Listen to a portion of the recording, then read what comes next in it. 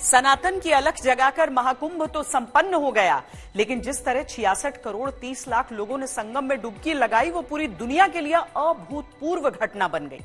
66.5 करोड़ लोग सनातन के एक सूत्र में बंधे आए, स्नान किया। मानव इतिहास में अब तक इतनी बड़ी तीर्थ यात्रा इससे पहले हुई ही नहीं। क्या ये हिंदू चेतना का जागृत होता स्वर है? क्या ये विश्व का सनातन काल है?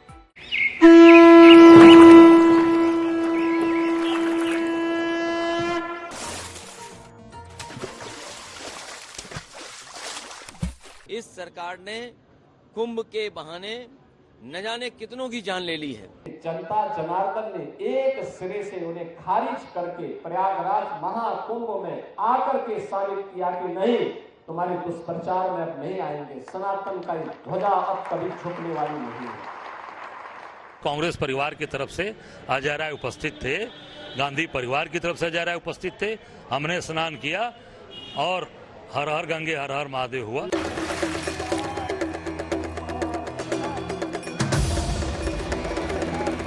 जैसे दुनिया ही सिमट आई प्रयागराज में।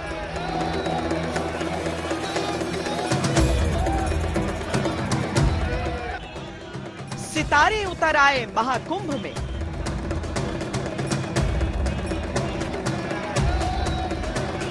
एक नया संसार बस गया प्रयागराज में।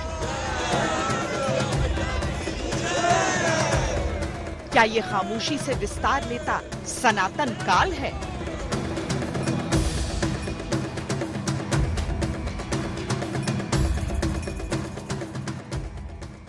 बहुत अंदर से एक जैसा होता है ना, आत्मा को ऊर्जा प्रकट हो रही है। ऐसा नक्की नहीं था कि हम इधर आ पाएंगे, ऐसा ये तो कृपा होती है तो ही इधर आते हैं। हमने तो ऐसा सपना में भी नहीं सोचा था कि यहाँ आ जाएंगे, कोई हमें बुला के लाएगा।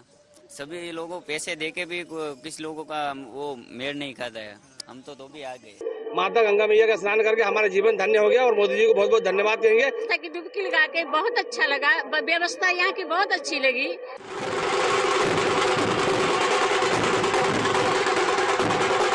क्या सनातन का ये ज्वार देश की राजनीति को बदलेगा?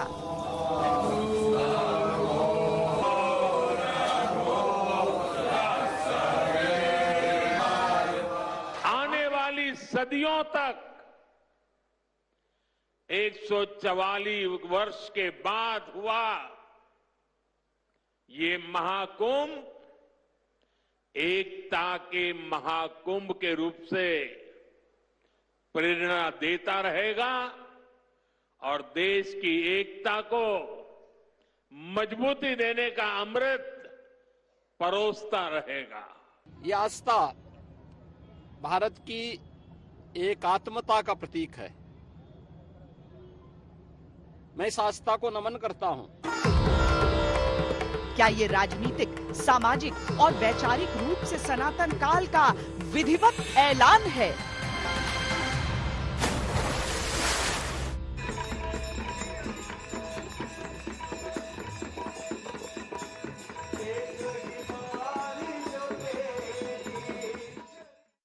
महाकुंभ में श्रद्धा का सैलाब राजनीतिक, सामाजिक और वैचारिक सनातन काल का ऐलान करता प्रतीत हुआ। और केवल यहीं से संकेत नहीं निकल रहे। याद करिए अयोध्या में राम मंदिर के निर्माण के बाद से भक्तों का सैलाब। याद करिए हर वर्ष अयोध्या नगरी में दीपोत्सव के लिए लोगों की बढ़ती ललक। काशी विश्वनाथ हो या बद्री केदार, पिछले कुछ वर्षों में लोग खुलकर अपनी आस्था का प्रदर्शन कर रहे हैं। उत्तर प्रदेश के अंदर 5 स्पिरिचुअल टूरिज्म के कॉरिडोर उपलब्ध करवा दिए। प्रयागराज से मिर्जापुर और काशी का एक, प्रयागराज से अयोध्या और गोरखपुर का 2, प्रयागराज से लालापुर, राजापुर और चित्रकूट का 3, प्रयागराज से लखनऊ और नैमिषारण्य का 4 और प्रयागराज से बुंदेलखंड एक्सप्रेस होते हुए आगरा होते हुए मथुरा, वृंदावन और सुख तीर्थ का 5वां। ये 5 तीर्थों में पिछले 1.5 महीने से अधिक समय से लाखों की संख्या में श्रद्धालु है। और केवल स्थानीय नहीं है, देश का भी है, दुनिया का भी है।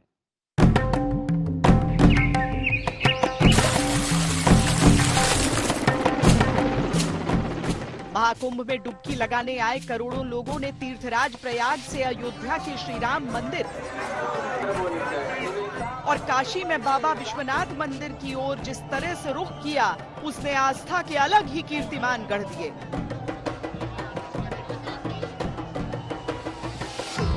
प्रयागराज से काशी विश्वनाथ मंदिर की दूरी 120 किलोमीटर है। अयोध्या का श्री राम मंदिर प्रयागराज से 160 किलोमीटर दूर है।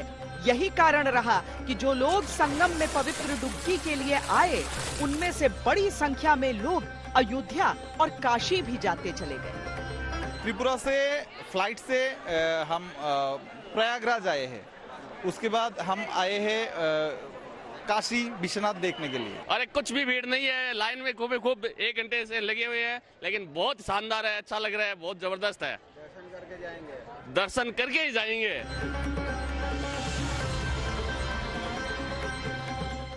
नरेंद्र मोदी जी जब से देश के प्रधानमंत्री बने हैं, तो ये जो 10 साल का जो पीरियड है, ये सनातन के स्वर्णिम काल की तरह है। क्योंकि जो सनातन का एक जो वैभव, सनातन को गौरवान्वित करने का जो काम है, वो नरेंद्र मोदी के द्वारा हुआ है। चाहे उसमें सैकड़ों साल के संघर्ष को खत्म करने के बाद भगवान श्री राम जन्मभूमि की मंदिर की प्राण प्रतिष्ठा हो, चाहे राष्ट्र के उत्थान के लिए जो बड़े फैसले लिए गए। महाकुंभ में जैसे जैसे श्रद्धालुओं की संख्या बढ़ती गई, वैसे वैसे अयोध्या और काशी जैसे तीर्थ स्थलों में भी रिकॉर्ड संख्या में श्रद्धालु पहुंचने लगे। महाकुंभ के 43 दिन पूरे होते होते अकेले अयोध्या में 14 करोड़ श्रद्धालुओं ने श्री राम लला के दर्शन किए और 2 करोड़ 15 लाख लोगों ने वाराणसी पहुंचकर बाबा विश्वनाथ के दर्शनों का लाभ लिया। श्री कल्की धाम जहां भगवान का अवतार होगा, संभल में भगवान का अवतार होगा, ये पुराणों में लिखा हुआ था। संभल नाम उसमें मेंशन है, श्रीमद् भागवत में मेंशन है, लेकिन भगवान का अवतार जहां होगा, उस अवतार से पहले श्री कल्की धाम का शिलान्यास करना, तो ये अपने आप में इस महाकुंभ के आयोजन में पूरी दुनिया ने देखा कि 60-70 करोड़ लोग आकर के वहाँ महाकुंभ में रहे, स्नान किया, अमृतपान किया, साधना की, तपस्या की।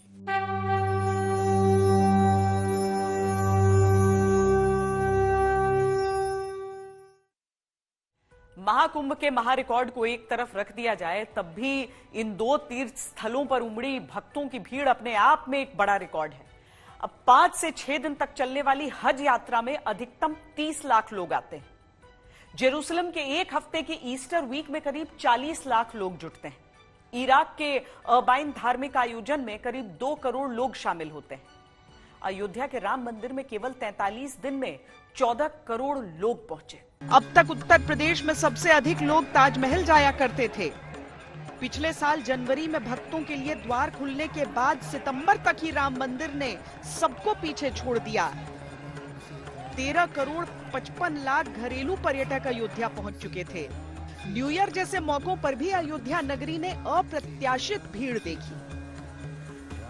क्या आस्थावानों की उमड़ती भीड़ को सनातन काल का प्रमाण माना जा सकता है? वैसे भी जिस तरह देश के धार्मिक स्थलों का जीर्णोद्धार या नवीनीकरण हो रहा है, उसका प्रभाव भी श्रद्धालुओं पर पड़ रहा है। अयोध्या का राम मंदिर अभी भव्य रूप ले ही रहा है।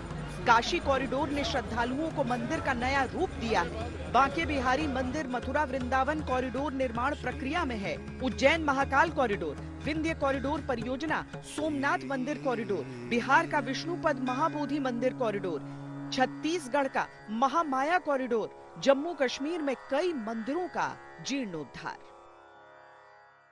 जिस तरह से लोग सनातन को देख रहे हैं, सनातन को समझ रहे हैं, सनातन को जी रहे हैं, मैं समझता हूं यह साधारण नहीं है। अब से पहले टीका लगाना लोगों को अपराध लगता था और आज महाकुंभ में त्रिपुंड लगाना सौभाग्य लग रहा है, तो मैं समझता हूं इससे ज्यादा श्रेष्ठ और क्या हो सकता।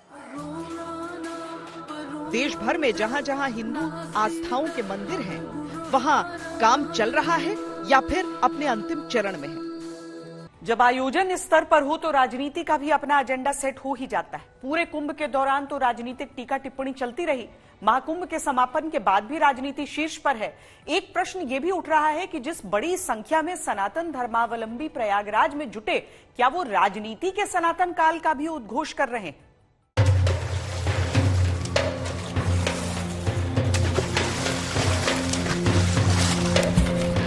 पार्टी अलग, पार्टी की विचारधारा अलग, लेकिन सनातन की गंगा में सब हिंदू, और दावा ये भी कि हिंदू भी पूरे नियम कर्म वाले।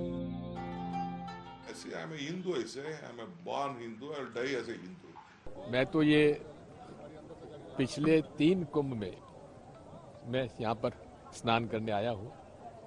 तब मुख्यमंत्री था तब भी आया था, उसके बाद भी, और अर्ध कुंभ में भी 2019 में आया था।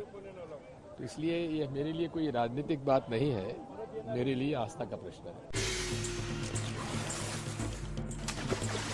महाकुंभ के आयोजन में जो हिंदू चेतना दिखी, उसके कारण क्या है? विशुद्ध धार्मिक या हालिया राजनीतिक परिणाम भी इसके पीछे हैं?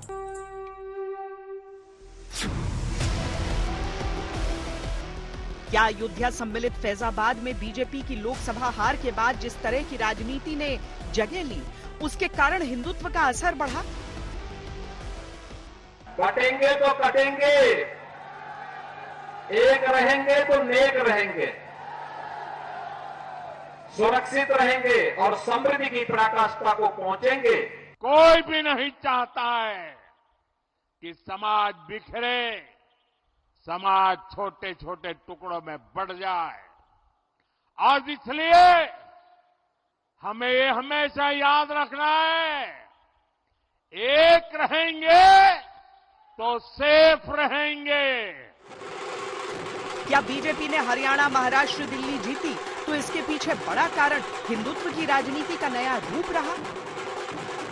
वोट जिहाद का जवाब वोट के धर्म युद्ध से हमको देना है। मां यमुना हमारी आस्था का केंद्र है, तभी तो कहते हैं नमो नमस्ते यमुने सदा त्वम भवस्व में मंगल कारणम च। हम लोग हमारा सदा मंगल करने वाली यमुना देवी को नमस्कार करते हैं। तो मेरे साथ बोलेंगे जय श्री राम, जय श्री राम। दिल्ली चुनाव और मिल्कीपुर उपचुनाव में त्रिवेणी संगम से उठती हुई सनातनी तरंगों का असर बखूबी दिखाई दिया। मिल्कीपुर उपचुनाव में लोकसभा चुनाव में मिली फैजाबाद की हार का उल्लेख हुआ और वो सीधे सीधे अयोध्या की राजनीति से जुड़ गए। लोकसभा चुनाव परिणाम के कारण जो अयोध्या में एक थोड़ा सा वातावरण यहाँ पे प्रभावित हुआ था, उन सबको दूर करने का यह अवसर है। और मिल्कीपुर की जनता भी इस बात का बहुत बेसब्री से इंतजार कर रही है कि कैसे वो भारतीय जनता पार्टी के साथ खड़ी हो और वह जो लोकसभा चुनाव से एक पूरे भारत में गलत संदेश गया, उस संदेश को ठीक करते हुए मिल्कीपुर का संदेश पूरे भारत में जाए। बीजेपी ने 27 साल बाद दिल्ली भी जीत ली और ये सवाल और बड़ा हो गया कि क्या ये राजनीति का भी सनातन काल चल रहा है? क्या सियासत का सनातन काल अभी शुरू हुआ है या पिछले 1 दशक में जिस तरह राजनीति धीरे धीरे चलती रही है उसका परिणाम है? प्रधानमंत्री की गंगा आरतियां, मंदिरों का भ्रमण, पूजा अर्चना के साथ दुनिया भर में मंदिर मंदिर परिक्रमा के साथ अयोध्या का नवनिर्माण, दीपोत्सव के भव्य कार्यक्रमों के माध्यम से सनातन परंपराओं का धार्मिक चित्रण देश के हिंदू मानस के पटल पर अंकित होता गया।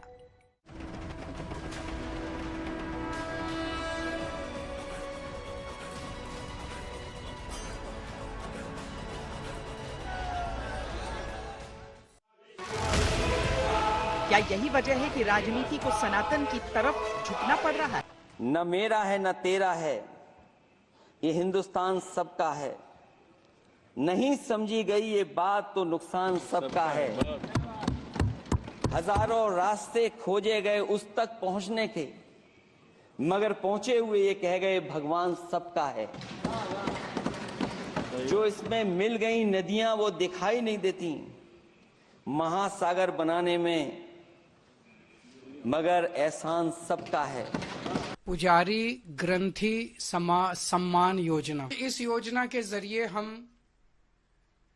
इसे मैं वेतन या तनख्वाह नहीं कहूंगा, एक तरह से इनका सम्मान करने के लिए इसकी घोषणा कर रहे हैं कि लगभग 18,000 रुपए महीना इनको सम्मान राशि दी जाएगी हमारी सरकार बनने पर। महाकुंभ का अवसर आया तो सनातन धर्म और प्रखर रूप में सामने आया। विपक्ष के बार बार सवाल उठाने के बावजूद श्रद्धालुओं के उत्साह में कोई कमी नहीं आई। हर बार भीड़ बढ़ती गई, विपक्ष को जवाब मिलता गया।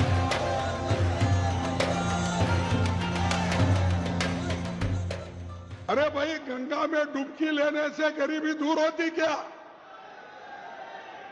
आपको खाना मिलता पेट को? अरे जब बच्चा भूखा मर रहा है, बच्चा स्कूल में नहीं जा रहा है, मजदूरों को मजदूरी नहीं मिल रही है, जब ये है तो ये लोग जाकर हजारों रुपए खर्च करके कंपटीशन पे डुबकियां मार रहे।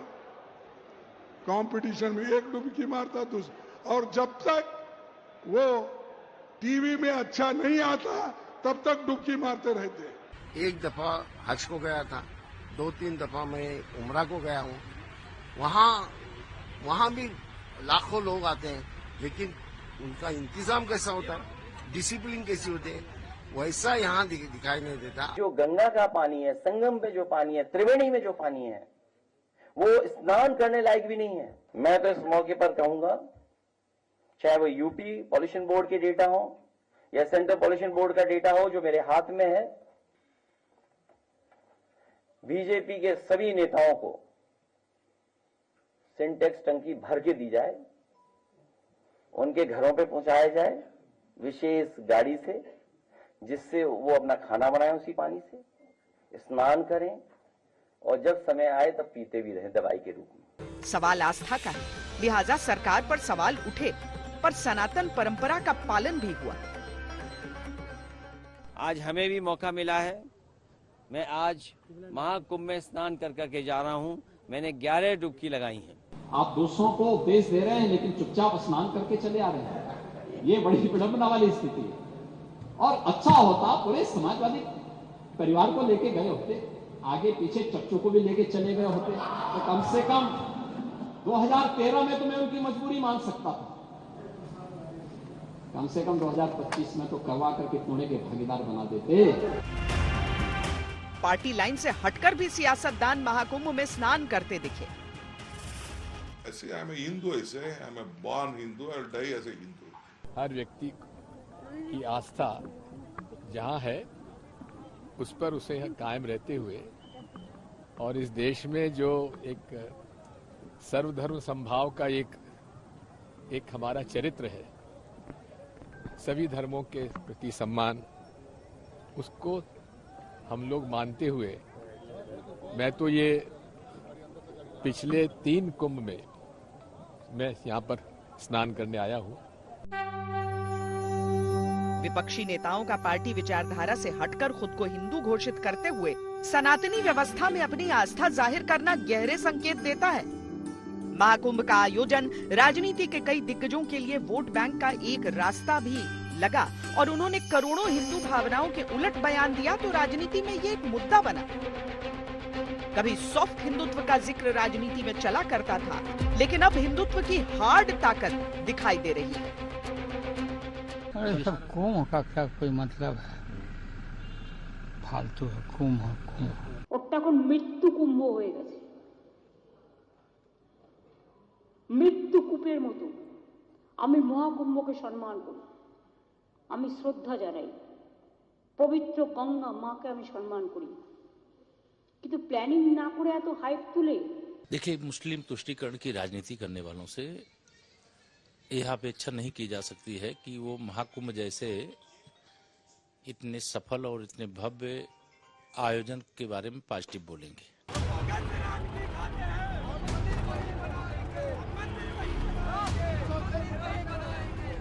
जहाँ राम का जन्म हुआ था,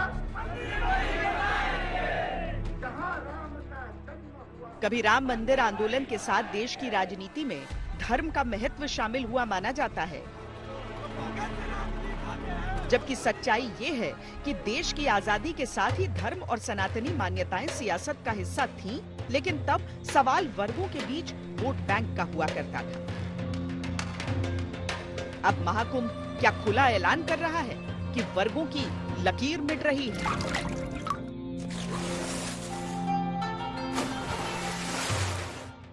बड़े आयोजन के साथ, भेदभाव तो किसी के साथ नहीं हुआ। मुझे याद है हर जाति मत और मजहब के लोग अगर आए हैं श्रद्धा भाव के साथ तो उन्होंने आस्था की पवित्र डुबकी भी लगाई। हाँ, अगर कोई चिढ़ाने के लिए आया है तो वहां पर उनको वैसे दुत्कार करके भगा भी दिया गया, और ये होना भी चाहिए।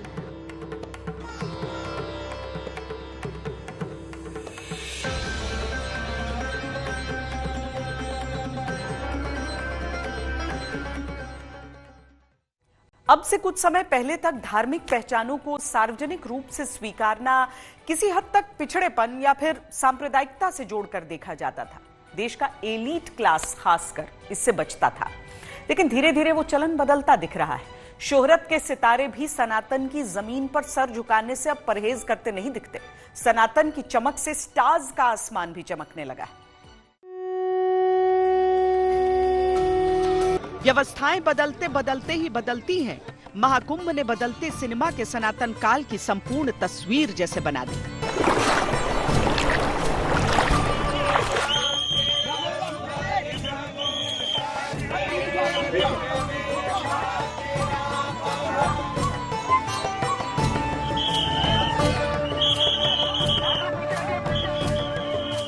एक बदलाव सिनेमा में दिखने लगा था। बाहुबली, कंतारा, आरआरआर, ब्रह्मास्त्र जैसी फिल्मों के जरिए सनातन का भव्य रूप लोगों को भाने लगा था। और फिर राम मंदिर का निर्माण हुआ तो सनातन की डोर से बंधे देश के कोने कोने से फिल्म स्टार्स इसमें शामिल हुए।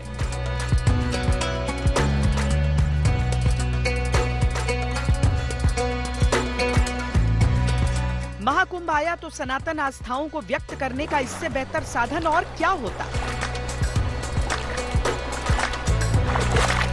बहुत बढ़िया इंतजाम है, बहुत अच्छी तरह, मतलब हम यहाँ के सीएम साहब योगी साहब का बहुत बहुत धन्यवाद करते हैं कि इतना अच्छा इंतजाम कर रखा है। बहुत फॉर्चुनेट हूँ that I could come here at this time. मैं बहुत खुश हूँ।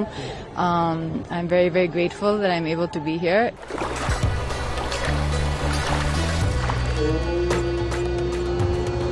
सनातन मान्यताओं से प्रभावित होकर ही ममता कुलकर्णी ने भी सांसारिकता त्याग कर महाकुंभ में भगवा चोला धारण किया था और वो किन्नर अखाड़े की महामंडलेश्वर बनी। ममता कुलकर्णी का संन्यास विवादों में रहा जरूर, लेकिन सिनेमा और सनातन के बीच की एक कड़ी भी बन गया। मैंने जो 23 साल से ध्यान और तप मेरे गुरु द्वारा जो भी मुझे प्राप्त हुआ, मैं सबको आध्यात्मिक जीवन के द्वारा सबको स्वतंत्र करने आई हूँ। और मुझे लक्ष्मी नारायण त्रिपाठी से बेहतर कोई और संस्था मिली ही नहीं, सोच ही नहीं सकती थी।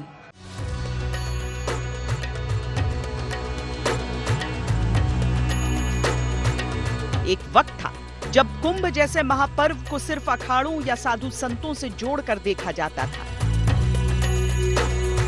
लेकिन बड़े बड़े सितारों की मौजूदगी इस बात की तस्दीक करती है कि आस्था के ये महा उत्सव अब निजी आस्था के सार्वजनिक प्रदर्शन का माध्यम भी बन रहे हैं, वो भी स्टारडम के दायरों को तोड़ते हुए।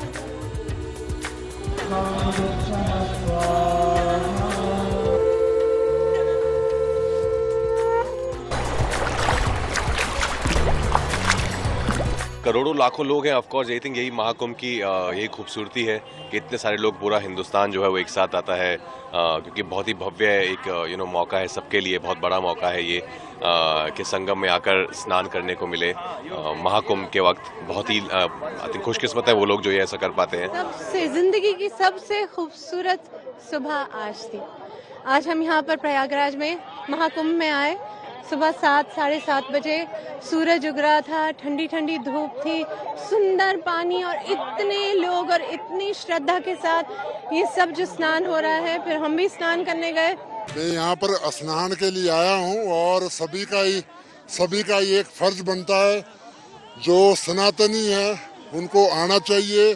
पहली बार पे ये मौका मिला है कुंभ के मेले पे आने का और बहुत अच्छा लग रहा है अपने आप को, क्योंकि जो ये मेला है बोले एक ऐतिहासिक मेला है ये कुंभ का मेला, और जो यहाँ पर जोगी जी ने जो इंतजाम करे वो भी एक काबिलियत की तारीफ है। थली की बाजुओं पर जो टैटू है वो भी महादेव का है। ये दिलचस्प है कि छुट्टियों में समुद्र किनारे जाने की जगह लोगों में मंदिर प्रांगण पहुंचने का ट्रेंड नजर आने लगा है। ये ट्रेंड खासकर महाकुंभ के दौरान बढ़ा। केवल अमृत स्नान के दिन नहीं बल्कि वीकेंड यानी सप्ताहांत में लोग कुंभ की तरफ निकलते। और ये केवल देसी लोगों की बात हम नहीं कर रहे हैं, 73 देशों के डेलीगेट्स, 50 लाख से अधिक विदेशी श्रद्धालुओं ने महाकुंभ में डुबकी लगाई। महाकुंभ में सनातन के विस्तार का यह दृश्य उसी श्रृंखला की कड़ी है जो विदेशों में एक के बाद एक मंदिर निर्माण की सूरत में दिखती है।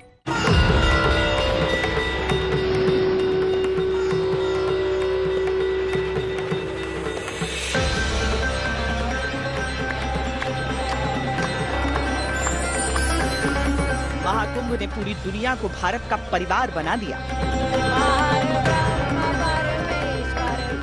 दुनिया की कई सभ्यताओं का सनातन से अद्भुत परिचय करा दिया। पहले से ही पूरी दुनिया में सनातन की धर्म ध्वजा फहरा रही है, महाकुंभ ने इसमें और बढ़ोतरी कर दी।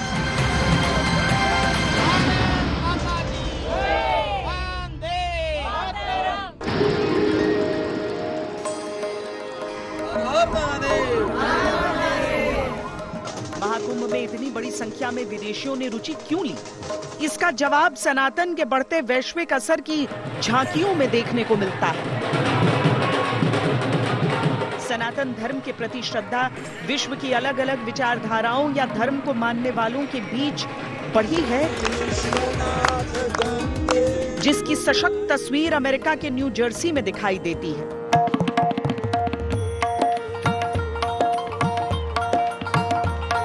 185 एकड़ में बना ये स्वामीनारायण मंदिर अमेरिका का सबसे बड़ा हिंदू मंदिर है, जिसमें ग्रीस, बल्गेरिया और तुर्की जैसे देशों से मंगवाकर कुल 29 से अधिक देशों के पत्थर शामिल हैं। आजकल विदेशों में जिस तरह सनातन धर्म का बिगुल बज रहा है वो अद्भुत भी है और अविश्वसनीय भी। अब से कुछ बरस पहले तक कौन मान सकता था कि एक इस्लामिक देश में हिंदू मंदिर बनेगा।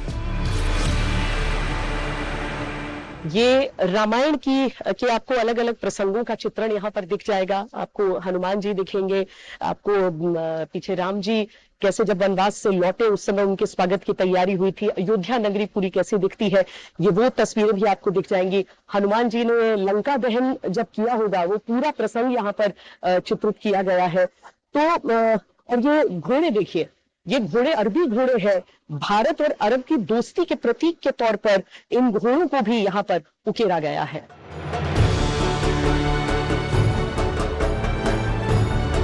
स्वामीनारायण मंदिर के लिए खुद यूएई सरकार ने जमीन दी। इसके बाद इस पर यह भव्य मंदिर बनकर तैयार हुआ और प्रधानमंत्री मोदी ने उसका उद्घाटन किया।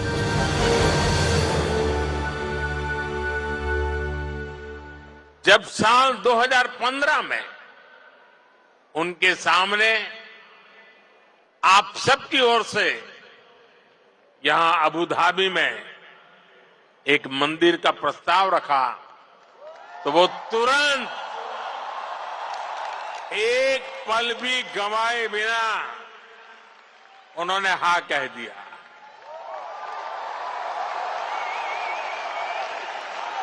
और उन्होंने यहां तक कह दिया, जिस जमीन पे तुम लकीर खींच लोगे वो मैं दे दूंगा। यूएई के बाद एक और मुस्लिम देश बहरीन ने भारत की सनातन संस्कृति के प्रतीक हिंदू मंदिर के लिए जमीन दे दी। मंदिर निर्माण की औपचारिकताएं पूरी हो चुकी हैं। बहरीन में भी स्वामीनारायण हिंदू मंदिर बनेगा। एक दौर था जब इस्लामिक देशों में मंदिर की कल्पना करना दूभर था, लेकिन एक दौर ये भी है कि न सिर्फ सुपर पावर अमेरिका बल्कि पूर्ण रूप से इस्लामिक देशों में भी मंदिर निर्माण का क्रम चल पड़ा है। अबू धाबी में जैसे अभी मंदिर का बनना या अन्य तीर्थ स्थानों पर, या ये कहूं कि दुनिया के और बड़े देशों में मंदिर का निर्माण होना, मैं समझता हूं ये एक सकारात्मक संदेश है उस संस्कृति का जो कालजयी, मृत्युंजयी और भारत को एक नया सम्मान देने वाली है, जो भारत को समझाती ही नहीं, भारत को बताती भी है किस दृष्टिकोण से कि मात्र एक संस्कृति ऐसी है जिसे हम सनातन कहते हैं, जिसमें आध्यात्म में गणित भी पढ़ाया जाता है और आयुर्वेद भी पढ़ाया जाता है। गणित से आदमी आज भी अपने भूत, भविष्य और वर्तमान की गणना करता है और आयुर्वेद से आज भी अपनी चिकित्सा। जब देश पुनः अपनी संस्कृति की ओर लौटता है, अपनी जड़ों की ओर लौटता है, तो मैं समझता हूं कि चीजें पारदर्शी ही नहीं, कालजयी भी होती हैं। अब महाकुंभ को लेकर इस्लामिक देशों में सबसे ज्यादा रुचि पाकिस्तान में लोगों के अंदर देखने को मिली। उन्होंने सबसे अधिक महाकुंभ को सर्च किया। इसी कड़ी में कतर, यूएई और बहरीन के लोग भी शामिल हैं। तो छोटे पंडित जी कितने लोग आ रहे हैं? तकरीबन 100 या 150 लोग वो आते हैं हर बार शिवरात्रि। जी। दिवाली भी यहीं पे की दिवाली भी बाहर धूमधाम से मनाई जाती है, स्टेज वगैरह बनता है, टेंट लगते हैं। अच्छा। 200 लोगों की अरेंजमेंट होती है, भंडारा होता है। महाकुंभ दुनिया का आंगन बन गया, जहां मजहब और मान्यताओं को भुलाकर हर कोई सनातन के प्रभाव में दिखा। सनातन का जो डंका पहले से बज रहा था, महाकुंभ में उसकी ध्वनि और भी बुलंद सुनाई दी। सनातन धर्म के प्रति झुकाव केवल आध्यात्मिक साधकों तक ही सीमित नहीं है, बल्कि दुनिया भर के अलग अलग क्षेत्रों के दिग्गजों की आस्था भी भारत के सनातन धर्म में रही है। समय समय पर दुनिया भर की कई विदेशी हस्तियों ने सनातन धर्म की दीक्षा ली है।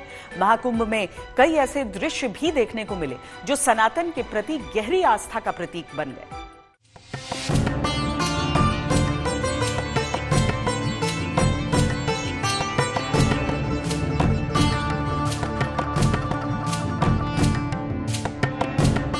एप्पल के को फाउंडर स्टीव जॉब्स की पत्नी लॉरेन जॉब्स है। स्टीव जॉब्स ने अपनी मौत से पहले एक चिट्ठी लिखकर कुंभ में शामिल होने की इच्छा जताई थी। जीते जी वो नहीं आ सके, लेकिन उनकी इस इच्छा को पूरा करने के लिए उनकी पत्नी महाकुंभ में आई और ये तस्वीर सनातन के प्रति स्टीव की श्रद्धा की सनद बन गई। हम उसके गुरु भी हैं, उसके पिता के समान भी हैं। हमने उसको पुत्री का रूप दिया है, हमने उसे नाम दिया है अपना, हमने गोत्र भी दिया है। पारंपरिक रूप से तो वो हिंदू नहीं है, लेकिन वैचारिक रूप से वो हिंदू हो गई है। भारत माता की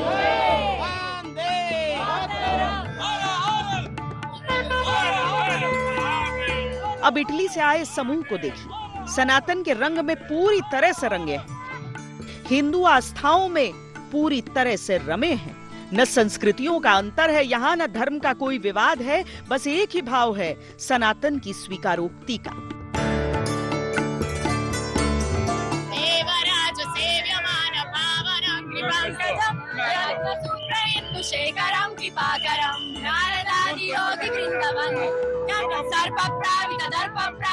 इटली से आए ये श्रद्धालु महाकुंभ गए, डुबकी लगाई और फिर यहाँ से बाबा विश्वनाथ के दर्शनों के लिए वाराणसी गए।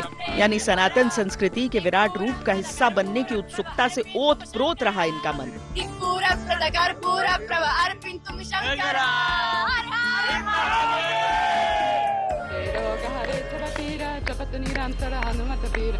भारत और भारतीय परंपराएं हमेशा से विदेशियों को अपनी ओर आकर्षित करती रही।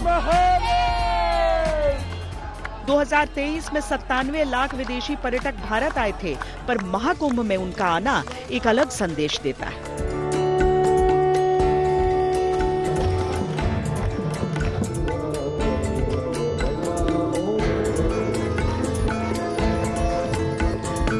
Words can't express the gratitude that I feel to be here at the Mahakumbh with over 400 million people. Triveni Sangam में स्नान करने के बाद ये इतना दिव्य अनुभव है। आज केवल चांद पूर्णिमा है, बल्कि हम सभी लोग अपनी आत्मा का पूर्णता का अनुभव कर रहे हैं। It's gorgeous. It's excellent. It's beyond words. Bhutan के राजा जिग्मे खेसर नामग्याल भी भारत आए और संगम में डुबकी लगाई।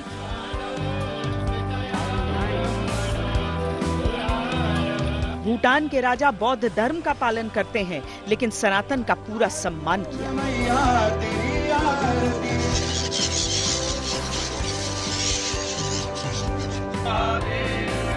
6 फरवरी को पाकिस्तान के सिंध प्रांत से 68 श्रद्धालुओं के एक समूह ने महाकुंभ में डुबकी लगाई। सनातन आस्था की डोर और महाकुंभ की पुकार उन्हें कुंभ नगरी खींच लाई। सभी श्रद्धालुओं ने पवित्र संगम में स्नान कर अपने पूर्वजों की अस्थियों का विसर्जन किया। ऐसा शायद हमारे जीवन में 70 साल की उम्र में हमने कभी जो है ऐसा अवसर नहीं देखा है। सभी खुश हैं और पाकिस्तान जाकर हम यहाँ की जो संस्कृति है उसको बताएंगे। हम अपने आप को भाग्यशाली समझ रहे हैं। हम लोग सब हिंदू हैं, सनातनी हैं, ख्वाह हम किस खित्ते में भी रहें, और ये हमारी जो है परंपरा है, हमारा सनातन धर्म है। हमारे गुरुदेव ने हमें ये मौका दिया है कि हम यहाँ पर आए, यहाँ पे देखें वो कुंभ मेला जो बहुत नसीब वालों को अवसर मिलता है, तो हमें बहुत अच्छा फील हो रहा है।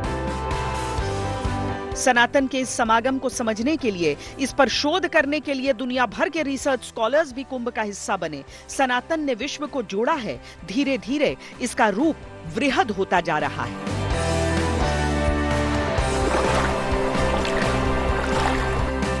सनातन संस्कृति या ये कहूं कि मनुष्यता कुंभ के माध्यम से जीवंत हुई गंगा में जो की तू खड़ी है, और जितने विरोध या अवरोध थे वो गंगा के प्रवाह में बह जाते हैं। मैं समझता हूं इसीलिए सनातन कुंभ हम लोगों को मात्र एक वैचारिक बड़ा मंच नहीं देता, बाकी हम लोगों को मिलाता भी है। मैं इसीलिए कहता हूं कि इस बार का महाकुंभ सनातनी एकता का भी महाकुंभ रहा।